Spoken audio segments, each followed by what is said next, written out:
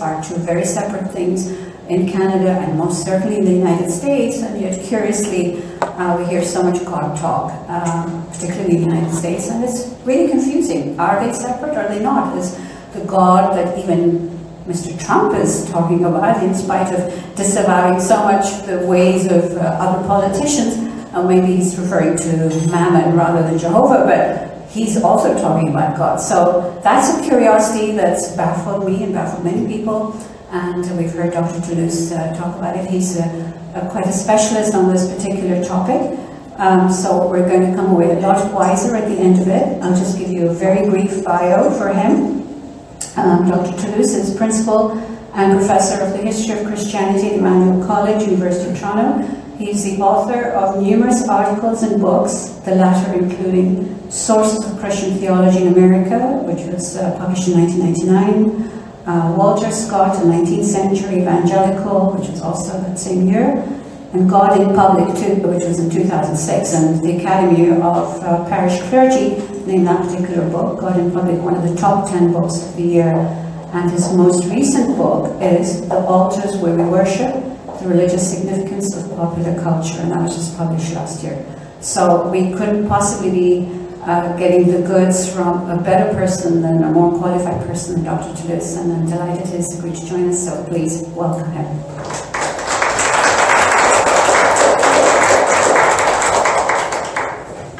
Thank you so much, Samira. It's a pleasure to be with you. Although I have to wonder why my friends Ivan and Stephen are getting a dinner before their talk, a vegetarian dinner. You come too. You get a dinner for free. You don't have to talk. Well, thank you. It's always a pleasure to come to the Newer Center, and it's such a beautiful night. I appreciate the fact many of you came out for this when you could have been sitting on a porch somewhere, taking it easy in the nice weather we're having. We haven't had particularly great spring weather yet, but sure nice today. Whenever I start talking about United States and religion and public life, I always like to start by saying there's a tremendous irony that operates in U.S. history. The Constitution of the United States separates religion from the state. It's often called church and state, but it separates religion from the state constitutionally in the United States. But the public rhetoric is actually more religious in the United States than most any other nations in the world, except perhaps for some Muslim countries where religion is so prominent a feature of the life there. The separation of religion and state in the United States obviously, therefore, does not separate religion from public life, nor actually could it separate religion from public life. There's little doubt that religion in public is present everywhere in the United States. Whether it's very reflective or intelligent in its public forms is, of course, another matter altogether. Not too long after I moved to Toronto, there was a new ad campaign that started here, and I was in the subway one day heading to the office, and I looked up and there was a sign, a very prominent sign in the subway car that said, "There's probably no God. Now stop worrying and enjoy your life." Do you remember that campaign here in Toronto? Now I have to admit, when I looked up and I saw that sign in the subway, I thought, yep, I've definitely moved to a different country. In Canada, the public expectation, at least associated with the majority of people in this country, is that religion does not really belong in public. Reginald Bibby, a sociologist, has argued that there's a growing polarization between Canadians who still care about religion and those who don't want to have anything to do with it. And the growing edge of that polarization favors the non-religious. It may be hard to believe now, but the idea of a Christian Canada was very widespread across this country as recently as 1960. Margaret Van Dee, who's an historian in Toronto School of Theology, has put it this way: "Not only has the image of a Christian Canada faded into history, but the very thought that religious institutions and beliefs might have a role to play in public life strikes many today as archaic, if not problematic. So the irony in Canada, of course, is that this country does not have a constitutional separation between religion and public, between religion and politics, or religion and state. Two styles are increasingly at cross purposes here in Canada, usually contained within the same religious group. For example, one style takes seriously the dialogue with urbanization, with modern thought, with science, and the other operates increasingly in isolation from those kinds of pressures, trying to preserve the patterns of religion that are more relevant to the tradition and also to more rural contexts.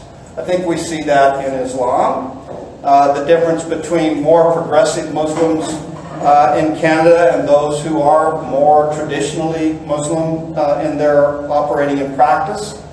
These developments have led to an increasing polarization between more liberal religious types and more conservative religious types in Canada that actually mimics United States patterns in at least one sense, but without most of the extensive public confrontations that characterize the United States in these areas around cultural issues. In the United States, cultural issues very clearly polarize, and religious groups get very involved in public arguments. Sometimes these divides can even be found within one individual. For example, Canadian Catholic bishops in 1983 issued a letter that critiqued the country's economic directions at the very same time that they used older, completely traditional, more authoritarian models to debate sexuality and abortion. So on the one hand, on the economic questions, they used science, they used reason, they used rational argument, but when it came to sexuality and abortion, they referred to traditional authoritarian sources in Christian faith to make that argument. So on one hand, they persuaded rationally, on the other, they appealed to divine authority. For the most part, the relationship between religion and public life in Canada is considerably different than it is in the United States. Probably most of you sitting here, because of news outlets like CNN and recent political elections in the United States that were on our news far too much. You're probably familiar with the religious expressions in the United States that often find themselves being expressed by "God bless America" at the end of every presidential address, or the words "under God" in the Pledge of Allegiance, or "In God we trust" on all the money of the U.S. Some of these expressions, people interpret them to be evidence of a Christian country, evidence that America is a Christian country.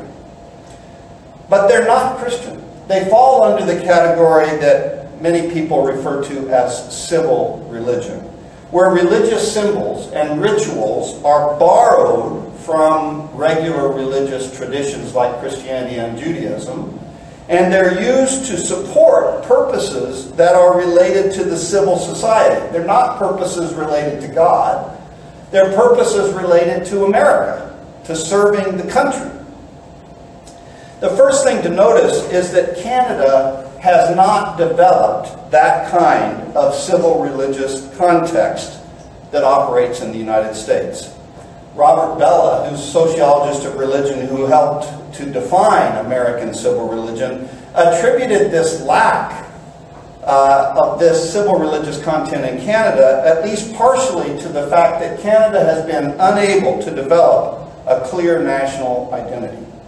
Historically, the existence of Quebec, with its differences in religion, ethnicity, and language, has made a national identity difficult to accomplish. Andrew Kim has identified two other factors that have hindered this identity as Canadians: regionalism and biculturalism. Most Canadians feel, in fact, more attached to their province he noted, more influenced by the regions in which they live than by the nation as a whole. While Canada has the second largest landmass of all the countries in the world, its population is quite small, 35 million approximately. And provinces were settled by different ethnic groups, and there are large distances between our provinces. And further, the polity of the Canadian government allows quite a bit of power to reside in the province. So in a 1980 survey, of the 10 provinces, only one, Ontario, the people of Ontario selected a Canadian identity over a provincial identification. All the people of all the other 9 provinces selected the province as their primary identity and Canada as a secondary identity. That's changed some in the last 30 years. About 2/3 of Canadians today identify with Canada first.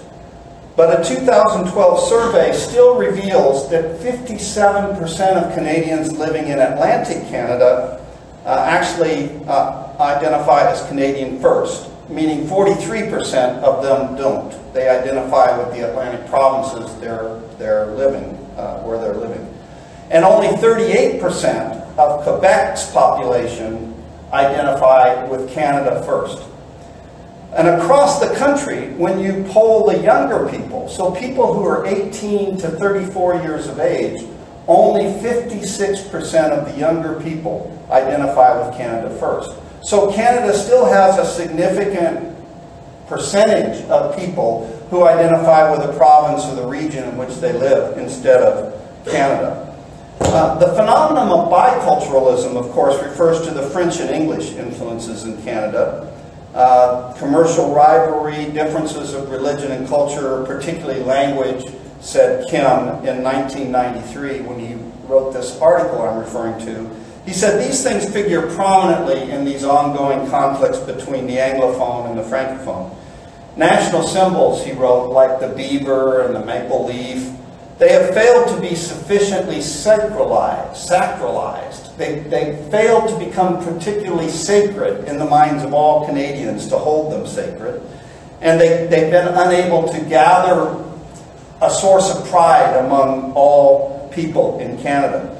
58% of Quebecers, a 2012 poll found, view the national anthem as somewhat important or very important. So that's a growing percentage of people in Quebec who identify with the national anthem.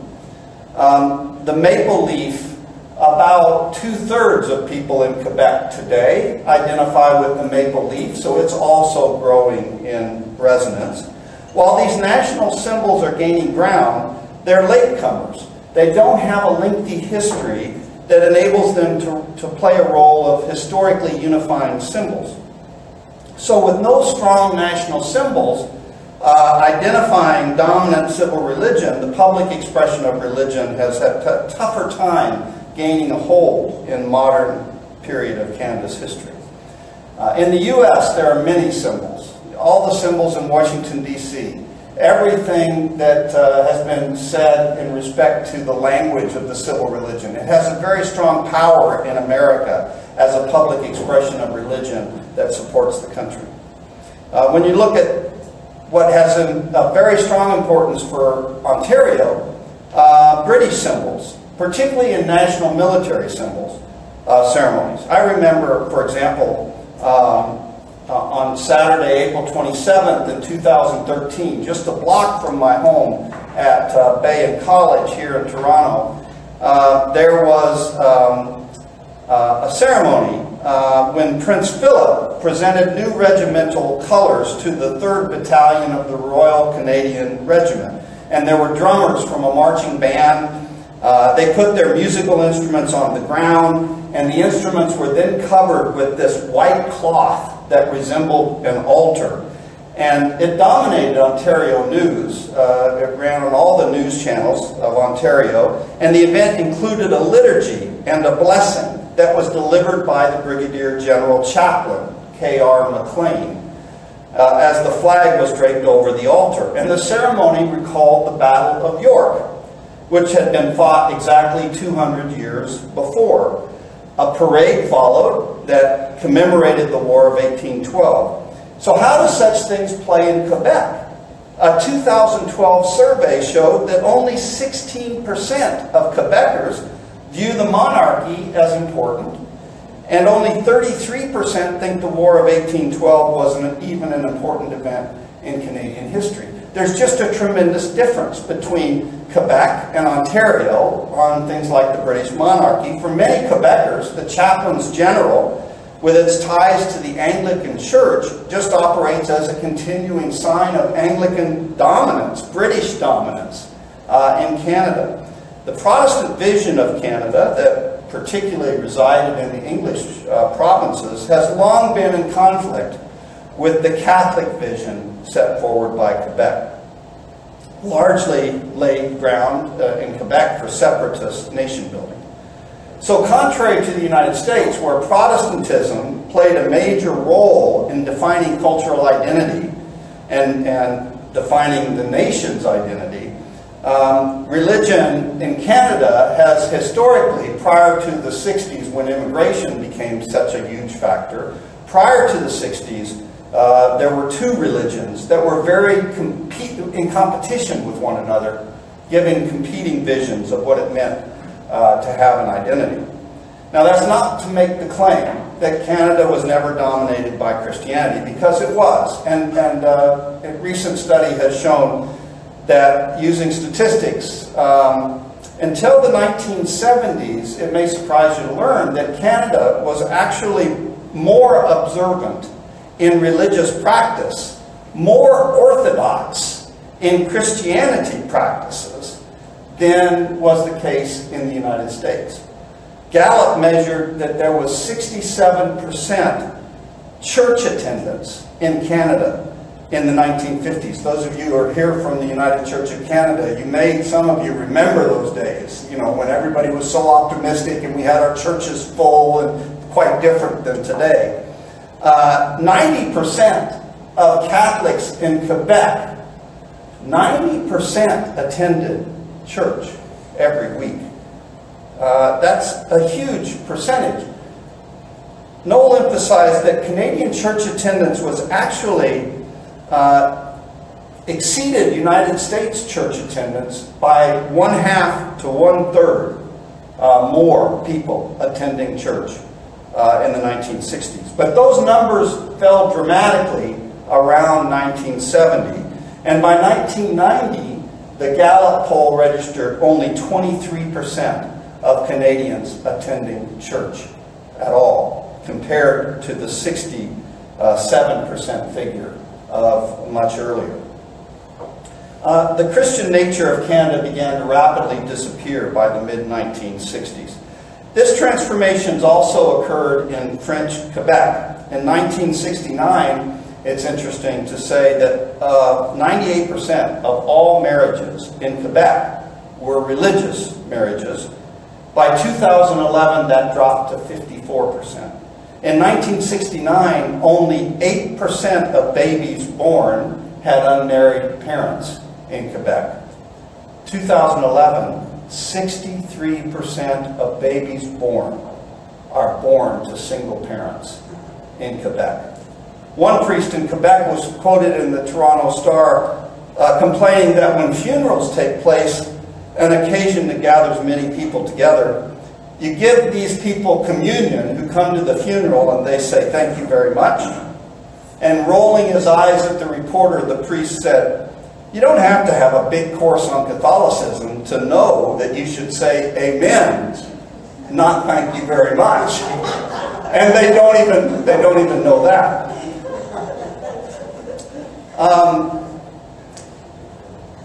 Because religion is so obviously visible today, both in politics and public life in the United States, many of us in Canada assume that the mixture of religion and public south of the border is much more prevalent and much more problematic than it is in Canada. In many ways, that's certainly true. In other ways, perhaps not so much. In the United States, at least institutionally, Religion and state do not mix very successfully. Many people, and many people in Congress on the right, the so-called Freedom Caucus you've heard a lot about in recent days. This group tries to mix religion and politics institutionally all the time, but they're not very successful. And in fact, it's against the law in the United States to mix religion and politics institutionally in the United States. But in Canada, because we don't have such a separation, these two entities actually mix quite often in Canada. Look at an example in 2010-2011 in Winnipeg. A group known as Youth for Christ International was trying to build a new downtown center in Winnipeg. And they went to the city for help financially, and the city donated the land and offered a $2.6 million loan to Youth for Christ International to build this new youth center. Now, because they did that as a city, that made Youth for Christ International eligible for an additional $3 million of funding from the federal government. The province actually denied funding, with one of its MPs describing the support of this center as taxpayer-funded proselytization. Now, on its various websites, Youth for Christ International conveys its passion on the website to reach 60,000 young people in Winnipeg with the life-changing message of Jesus Christ. That's the message on their website. And federal funding of proselytizing efforts like that, keep in mind, they got $2.6 million in loans from the city, they got the property for free, they got a $3 million grant from Harper's government, and they built this huge youth center in downtown Winnipeg on one of the main streets. If you've been there, you've seen it, I'm sure. And to me, when I was there recently, it reminded me of the residential schools all over here. I mean, because the Aboriginal schools, frankly, or the Aboriginal youth, frankly, are a large percentage of the youth in Winnipeg, and they're being brought in for the message of Jesus at this youth center in downtown Winnipeg. That would never happen, frankly, in the United States. You can't get this kind of funding for institutions building buildings or being given land. It doesn't happen because it's a mixing of institutions, and that's against the law in the United States. In Canada, a measure of public monies is also utilized to fund theological education in cases where theological schools are connected to provincial universities. So I'm principal at Emmanuel College. And where I work at Emmanuel College and all the TST schools, we get benefit from that fact in a small way. We get funding from the province for our students, many of whom, by the way, are preparing for ministry of some kind. Now, while Christianity prevailed in the public schools until at least the mid-1960s, it was finally ousted in Canada through a prolonged contested process here, and the separate school programs, which are mostly Catholic, rarely Protestant, and never connected to other faiths, are still publicly funded in Canada in 3 provinces and 3 territories. So these institutional examples of the mixing of religion and politics are not present in the same ways in the United States. Another example of the federal government support for religious organizations garnered some fairly significant attention here in Toronto and Canada in February of 2013. Crossroads Christian Communications was an evangelical organization that described homosexuality as a perversion on its website. And they received $545,000 in federal funds for their work to dig wells and build latrines in Uganda, where gays and lesbians in Uganda face death sentences. During the Harper years, 2006 to 2015, faith-based charities, particularly Christian charities, enjoyed a huge surge in funding. funding to 57 religious nonprofit organizations through the Canadian International Development Agency, or CIDA. It grew by 42%, 129 million from 90 million, between 2005 and 2010, just in that 5-year period. Meanwhile, 141 secular nonprofits experienced a growth of funding of only 5% in funding during the same period. 42% for the religious groups, 5% for the secular groups under Harper.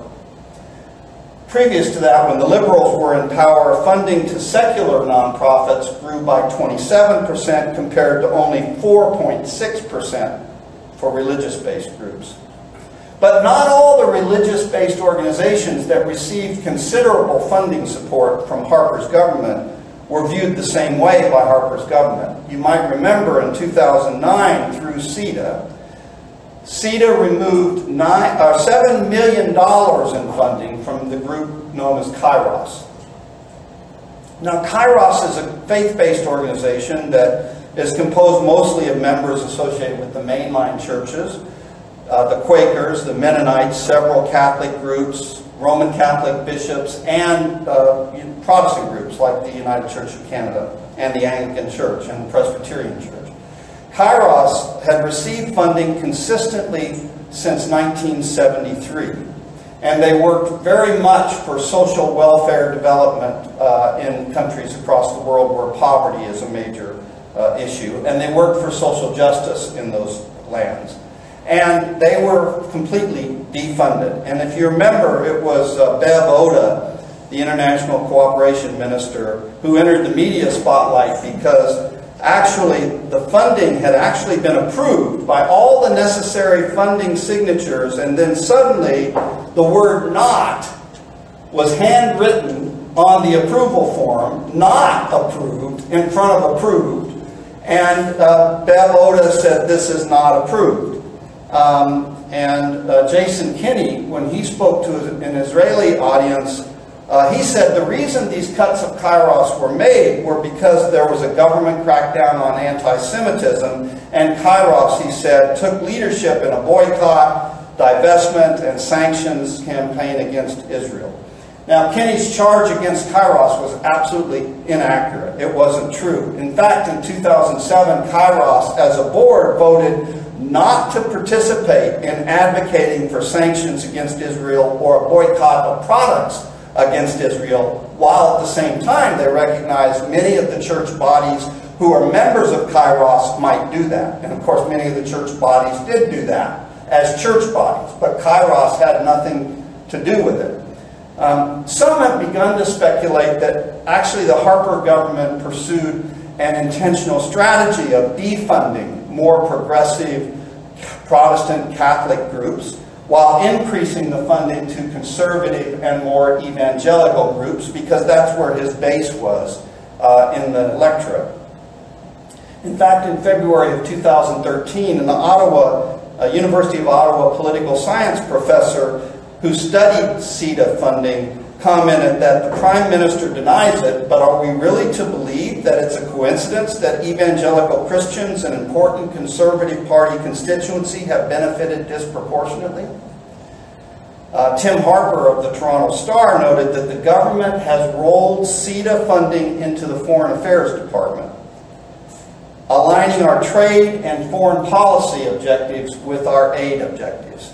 Now, frankly, as one who has studied religion and public life in the United States, this sounds an awful lot like the United States when you have government doing this kind of thing, deciding to favor certain religious groups in some ways or another and not other religious groups.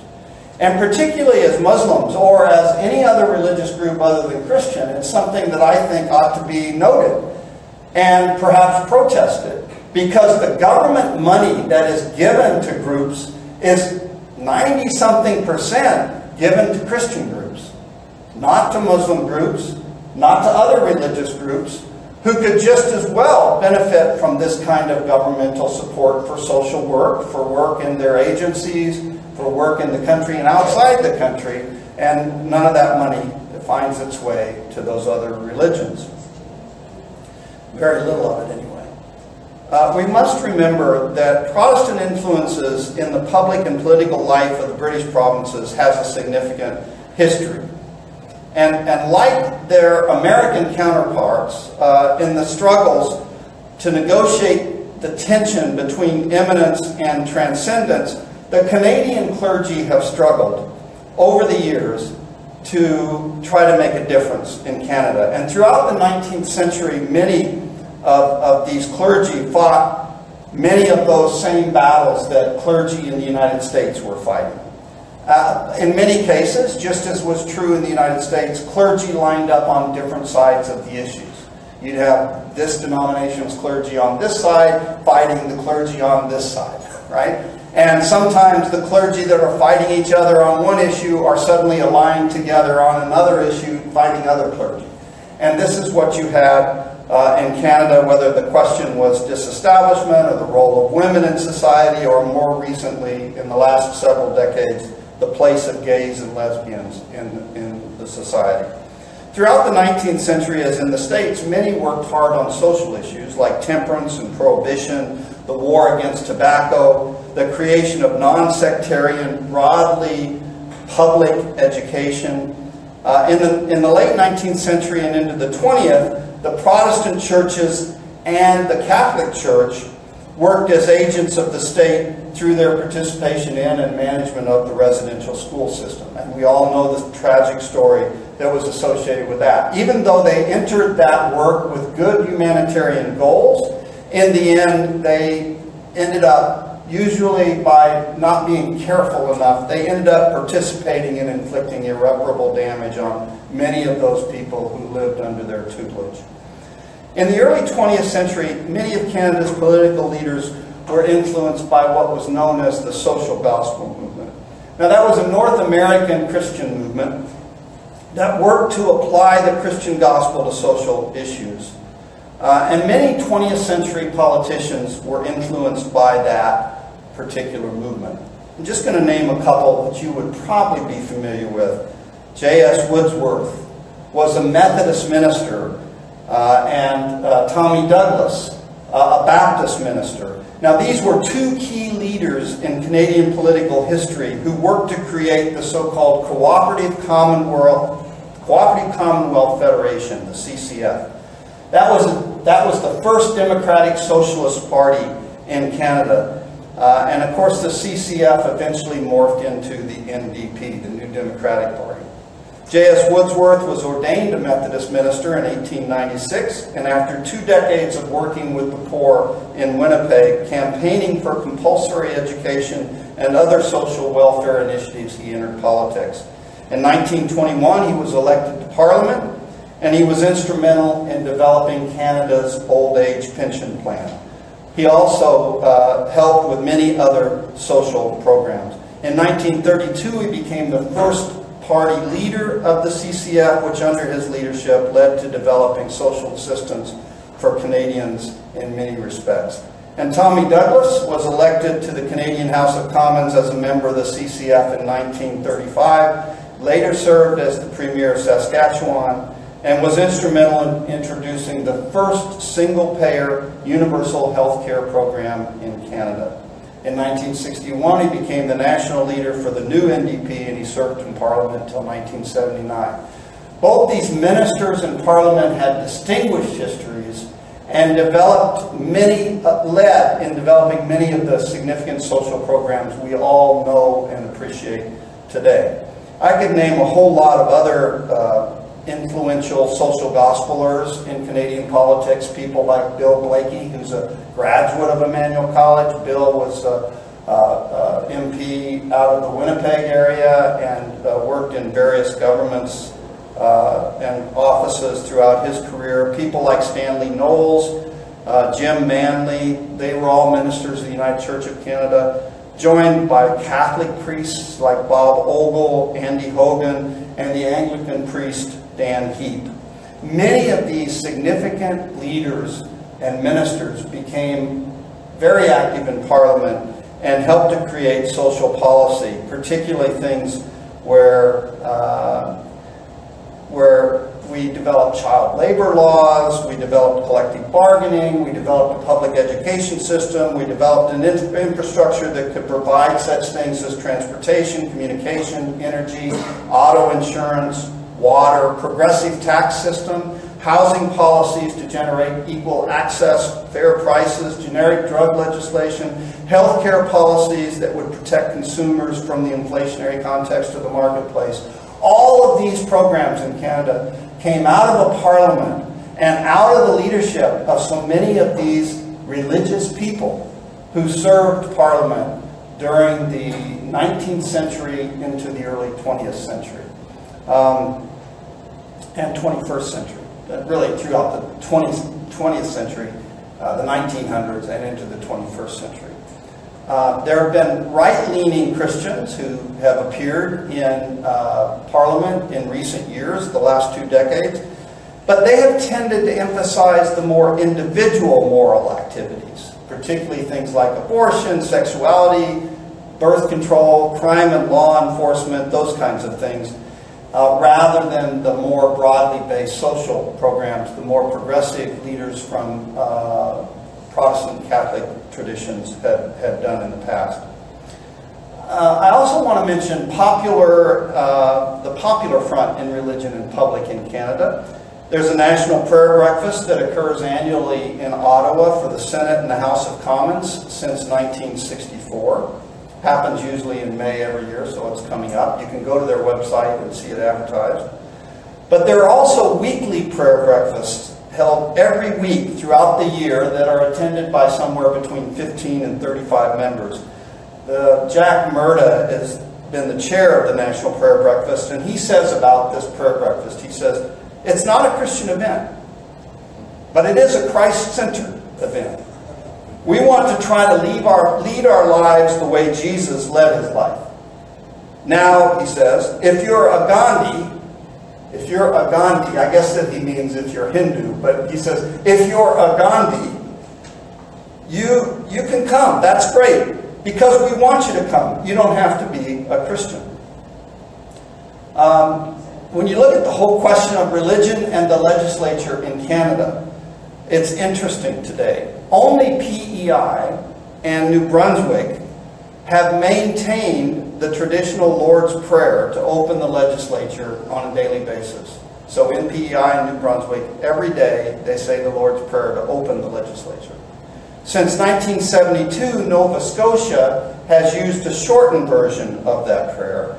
And currently, all the other provinces and territories opt to recite non-denominational prayers or alternate various prayers, with the exception of Ontario. In 2008, some of you remember maybe the debate that Premier Dalton McGuinty publicly called for changes to reflect the religious pluralism of contemporary Ontario. More than 20,000 Ontarians flooded the Parliament with emails. 89% of those emails denounced the Prime Minister's initiative. So in the end, Ontario kept the Lord's Prayer, but now maintains a practice of following the Lord's Prayer, which is said all the time, with alternating prayers from First Nations, Buddhist, Hindu, Muslim, Jewish, Baha'i, and Sikh faiths. So they each get a little bit of a turn there, but the Lord's Prayer is still central in the Ontario legislature. I want to say just a few minutes of words or comments in time that I have left about the Quiet Revolution, what happened afterwards, because I'm not going to go into detail in Quebec, which is interesting, but we don't have time for that. Pierre Trudeau, though, emerged as the architect of a shift in the Canadian landscape after the Quiet Revolution that essentially privatized religion. Trudeau adopted a theory of secularization where society is divided into these two spheres, public and private, and religion was supposed to be private. As early as 1967, as Minister of Justice, Trudeau instructed Parliament that we're living in a social climate in which people are beginning to realize, perhaps for the first time in the history of this country, that we are not entitled to impose the concepts which belong to a sacred society upon a civil or profane society. Now, in his work as Minister of Justice, he sought to decriminalize homosexual acts between consenting adults. He sought to legalize contraception, lotteries, and abortion in broadly defined health-related instances. He imposed new restrictions on gun ownership, and he liberalized the laws concerning divorce. In large measure, these actions did gain support from many of the Christian churches, including the United Church of Canada, who favored, like Trudeau, making a distinction between what you consider to be sin and what you consider to be a crime, to make a distinction between these things. Now, Trudeau never really imagined or intended radical changes in these areas. In fact, in 1968, he smirked in disbelief when an opponent suggested that Canada was going to head toward legalization of homosexual marriage if it did what he was asking it to do about consenting acts. And he said, no, that's never going to happen in Canada. Neither he or John Turner, the Minister of Justice who replaced him, endorsed these kinds of acts. But those kinds of changes, along with the new Constitution in 1982, opened up possibilities he didn't foresee. Trudeau's positions in these areas also caused religion to be divested of its former role as the arbiter of public morals. And it transferred churches from being the conscience of the nation to privatized religion being suppliers of spiritual services to consumers. And it's quite a different role for churches in Canadian history. Now, when Trudeau became Prime Minister and then worked throughout a long period of time until near the end of his period, he sought to bring all Canadians under a constitution that protected human rights. And we know this as the Canadian Charter of Human Rights and Freedoms, 1982. Until that time, Canadians had consistently maintained that our human rights are grounded in a religious framework. Suddenly, we're now grounded in a constitutional framework where the inalienable rights of an individual are essentially founded in secular civil libertarianism. So the result was, since the 1960s, we have had a steady process of Canadian de-Christianization. The constitutional debates around the Charter added a reference to God in the preamble of the Constitution, making Canada only one of 40 nations that mention God in the Constitution. Now, America is totally a secular constitution, has no mention of God whatsoever in the American Constitution. Canada, of course, has the mention that says, whereas Canada is founded upon the principles that recognize the supremacy of God and the rule of law. That came about through evangelical lobbyists who wanted this to be in the Constitution. Bill Blakey, when he wrote about this, he emphasized that there's an irony here. There's an irony of God being added to a Constitution and then promptly being kept out of anything public. Anything in the public life. The churches and their arbiter of the morals of the Canadian people through their witness and influence has now shifted to the Supreme Court in Canada. So the Supreme Court hears all these cases on religious rights, etc. So since enacting the Charter of Freedom, religious freedom cases are now decided entirely by the Supreme Court. We've had increasing immigration in Canada since 1968, and that's led to many changes.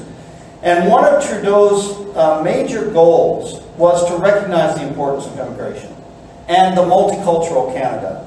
And where Trudeau had a British versus French kind of country, where in the 60s and 70s there were tremendous tensions in these two locations, he wanted to de-emphasize Catholic versus Protestant, British versus French, and emphasize multiculturalism. So in October 8th, 1971, Canada became the first country in the world to create an official policy that adopted multiculturalism. It was called the Multiculturalism Policy of Canada, and it affirmed all the dignity of Canadians regardless of racial, ethnic origins, language, or religious affiliation. It also confirmed the rights of the Aboriginal peoples and declared the official standing of Canadians' two languages, English and French. In the beginning, the religious groups were consulted and were expected to play a role as bonding agents in helping immigrants to adjust to Canadian life. But work of a couple of scholars recently has called this into question and stated that by the early 1980s, the policy shifted to race relations. Once the policy was incorporated through the Charter in 1982, they argue, religion was subsumed under the label of race, with the exception of Judaism, which was often conflated with ethnicity. With a dual emphasis on race and ethnicity, the effect of multiculturalism in this country, they argue, has tended to diminish the importance of religion and religious communities. Ethnicity and race are the two important categories for Canada's multiculturalism. Religion, not important at all, really. Biles and Ibrahim argue that this approach represents an Achilles heel in Canada, and I agree. It fails to take seriously the fact religion matters to Canadians. It doesn't recognize that for immigrants from other countries, religion matters even more than it matters to native Canadians. It minimizes the contributions that religious groups can make to providing a moral framework for shared values in our country, especially values that are challenged every day by global economic globalization. So it becomes reasonable for many in Quebec to assume that a secular culture must protect itself from religion, like as we saw when they tried to pass the Charter of Values in Quebec. The inability of Canadians to recognize the inherent public nature of religion leads, I think, to all kinds of misunderstandings and to the potential, frankly, of a failed multiculturalism, an absolute possibility of failing as a multicultural country. Alongside of multiculturalism, the complete privatization of religion operates quite effectively. It might be the right time, I think, today, to ask whether contemporary multiculturalism in Canada that was promulgated by Trudeau and others as a way towards achieving and articulating a cohesive Canadian identity in the midst of significant pluralism, to ask whether that kind of multiculturalism is actually developing characteristics of a powerfully symbolic civil religion in Canada, creating a new civil religion in Canada, the civil religion of multiculturalism, where we value and pride ourselves on how multicultural we are. But it's a multiculturalism based in ethnicity and race rather than taking seriously ethnicity, race, and religion, and the contributions that all of these factors of being human can make to the social construct, to the social sphere. In our contemporary form of multiculturalism, we minimize religious identity in a way that religious groups in Canada find difficult to challenge. Canadians fear that taking true measure of religion and its public influences will only yield division. So in their analysis of the development of multiculturalism in Canada and its neglect of religion, Biles and Ibrahim call for what they call the deprivatization of religion. And for that, they depend on the argument of Jose Casanova, who has shown significant deprivatization of religion occurring across the globe. In their words, not only must minority religious groups be encouraged to participate in public life, but within those traditions, heterogeneous voices, rather than those simply of the elites, must be recognized.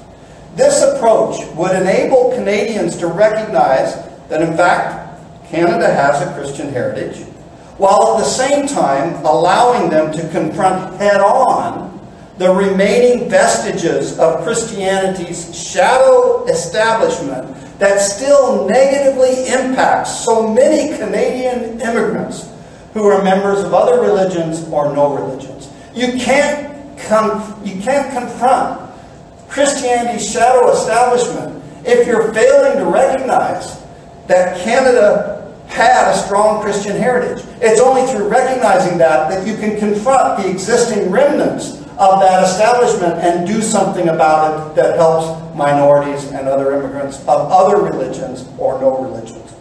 The deprivatization of religion, if it's going to work, must include an attempt to educate the Canadian public as a whole, rather than simply members of religious communities. It's true that many members within religious communities share cultural assumptions that religion should be private. So we have to convince them that religion is not private, that religion is not private in most of the world and shouldn't be private in Canada. But they also recognize the fact that we should provide a widespread education for everyone in Canada about religion, about the breadth of religious experience and its importance. Essentially, the deprivatization of religion must allow religion to emerge as a serious category of analysis, as important, Biles and Ibrahim argue, as important as race and ethnicity. I'll close with this comment. All persons within Canada are encouraged to understand the importance of race and ethnicity. They should equally be encouraged to understand the importance of religion. Not only the analytical study of it, but also the recognition that knowledge never exists in a vacuum. Always exists in a context that includes religious experience. All knowledge is embedded and framed by context and social forces, including such things as religious practices and the lived experiences that are found in all religions. To understand the human condition, one must take seriously the public nature of religion itself. While Biles and Ibrahim recognize the fear Canadians express that the combination of concepts like religion and public could mean that there will be no limits and suddenly all practices in religion will become acceptable, they also believe that Canadians have two strengths to protect them against those fears being realized. First, they have the Canadian Charter of Rights and Freedoms that already sets clear limits for the expressions of religion. And secondly, he argues, Biles and Ibrahim both argue, Canadians are masters of compromise. And if they can't deal with this, nobody can across the world. So I'll close with that and take questions.